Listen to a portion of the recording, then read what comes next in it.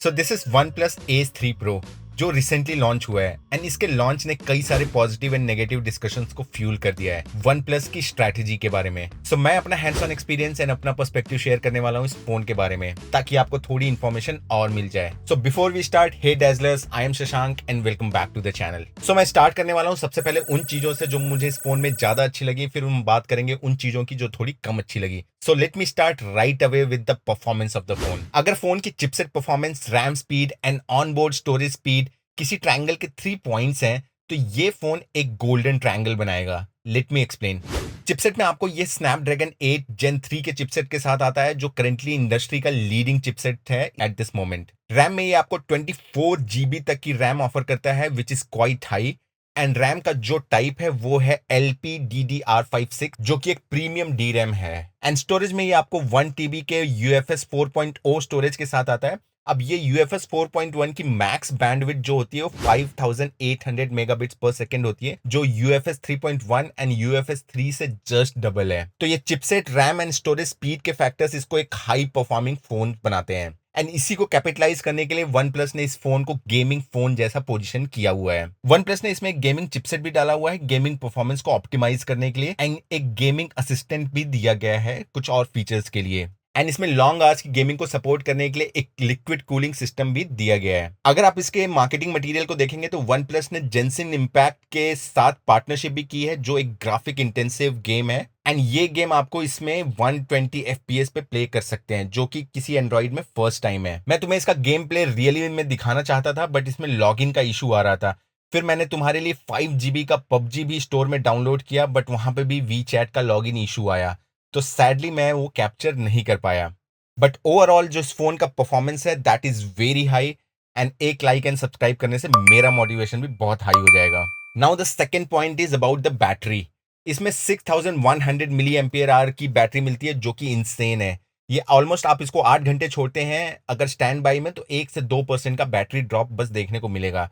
इसके अलावा ये चार्जिंग में 100 W के सुपर फास्ट चार्जिंग को सपोर्ट करता है एंड ये 37 मिनट में आपको 100% चार्ज हो जाता है। नॉर्मल यूसेज में आई गेस ये इजीली आपको 1.5 से 2 दिन का बैकअप दे देगा। अब अगर मैं इसके थर्ड पॉइंट की बात करूं तो डिजाइन एंड बिल्ड। अभी रिसेंटली मैंने बहुत सारे डिफरेंट फोन को टेस्ट किया है बट इसकी जो इन हैंड फीलिंग थी वो by far the best and most premium थी इन सारे मिड रेंज फोन्स में। मेरे पास आप जो देख रहे हैं ये ग्रीन कलर है जो वीगन लेदर वेरिएंट है। इसका टेक्सचर एंड ग्रिप मुझे बहुत अच्छा लगा। इसके अलावा ये आपको ग्लास एंड सिरामिक बैक के साथ भी देखने को मिल जाता है। अब ये देखने में कंप्लीटली वन प्लस 12 के जैसा देखने को दिखता है बस इनका जो कैमरा हाउसिंग बैक साइड पे है वो डिफरेंट है। पर्सनली मुझे स्क्वायर कैमरा हाउसिंग ज्यादा अच्छा लगता है एस्थेटिक्स के लिए। कमेंट में बताओ कि आपको राउंड या स्क्वायर अच्छा लगता है। अब इसके हम फोर्थ पॉइंट की बात कर लेते हैं जो है डिस्प्ले। इसमें आपको 6.78 इंचेस का कर्व्ड एमोलेड पैनल देखने को मिलता है जो कि 1.5K या FHD प्लस रिजोल्यूशन के साथ आता है। इसकी screen to body ratio almost 91% है। इसका जो PPI है वो 450 है।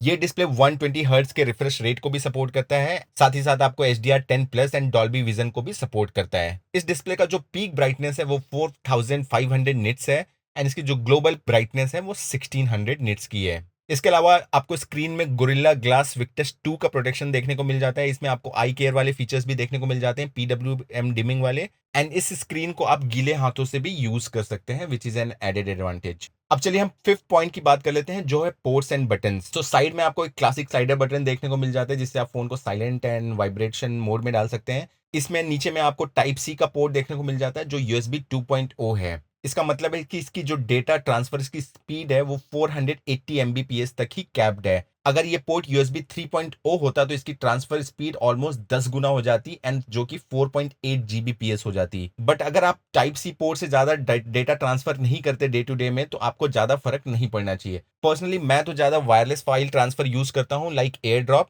आप वायरलेस फाइल ट्रांसफर यूज करते हो या केबल के थ्रू डेटा ट्रांसफर करते हो, मुझे ये भी बताओ कमेंट में। इसके अलावा आपको इसमें ब्लूटूथ का 5.3 मिलता है, 5.4 नहीं मिलता है। NFC इसमें देखने को मिलता है। इंफ्रारेड का पोर्ट आपको देखने को मिल जाता है तो इसमें सारे आपको बेसिक रिमोट के फंक्शन है वो देखने को मिल जाएंगे।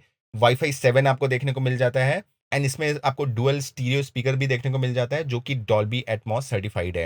एंड ये जो फोन ओवरऑल है ये IP65 dust and water resistance भी है जिसमें IP68 IP69 की रेटिंग नहीं है। मेरे लिस्ट में जो लास्ट पॉइंट है वो है इसका कैमरा। इसमें आपको ट्रिपल कैमरा सेटअप देखने को मिल जाता है बैक में जो इसमें मेन लेंस है वो सोनी का IMX890 सेंसर है, जो कि एक कैपेबल सेंसर है। इसका रिजोल्यूशन 50 मेगापिक्सल का सेंसर है एंड अपर्चर जो साइज है वो 1.8 है। इसमें आपको 2x का ऑप्टिकल जूम देखने को मिल जाता है एंड 10x का डिजिटल जूम देखने को भी मिलता है। इस लेंस में आपको ऑप्टिकल इमेज स्टेबलाइजेशन का फीचर भी देखने को मिलता है, जो कि आपके पिक्चर शेक को कम करेगा। नेक्स्ट इसका जो वाइड एंगल लेंस है वो भी सोनी का IMX355 सेंसर है, जो कि 8 मेगापिक्सल का है एंड 2.2 अपर्चर के साथ आता है। इसमें आपको 112 डिग्री फील्ड ऑफ व्यू देखने को मिलता है। अब इसका जो लास्ट मैक्रो लेंस है वो 2 मेगापिक्सल का ओमनी विजन का लेंस है एंड इसका जो मिनिमम फोकल डिस्टेंस है वो है 4 सेंटीमीटर। अगर हम इसके फ्रंट में सेल्फी कैमरा की बात करें तो इसमें आपको सैमसंग का सेंसर देखने को मिल जाता है, जो 16 मेगापिक्सल का है। तो ओवरऑल कैमरा सेटअप मीडियोकर है, बट इसमें आप जो मेन लेंस है वो स्ट्रॉन्ग लेंस है। अगर आप किसी फोटोग्राफी में हैं जो 25 से 35 mm के पोर्ट्रेट टाइप की पिक्चर्स क्लिक करते हैं, तो आपके लिए ठीक ठाक फोन रहेगा। बट अगर आप थोड़ा भी जूम या मैक्रो यूज करना चाहते हैं तो ये फोन उतनी अच्छी पिक्चर्स नहीं लेगा एंड इसकी लो लाइट परफॉर्मेंस भी उतनी अच्छी नहीं रहेगी। अब इसकी प्राइस आप स्क्रीन पे देख सकते हैं। अब इंडिया में इसके जो लॉन्च होने की सिचुएशन है वो भी क्लियर नहीं है।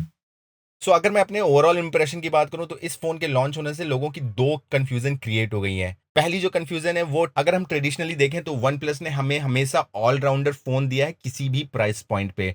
अब ये जो फोन है वो हैविली इंक्लाइंड है towards performance.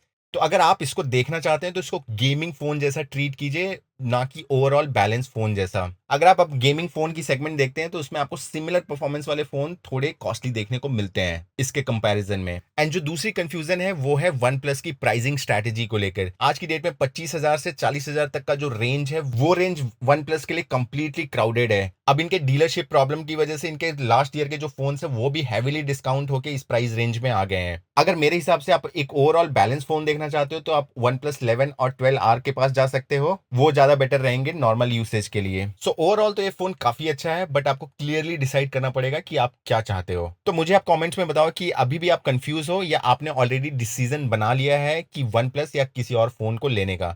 And thank you so much for watching the video. Stay happy, stay blessed and I will see you around.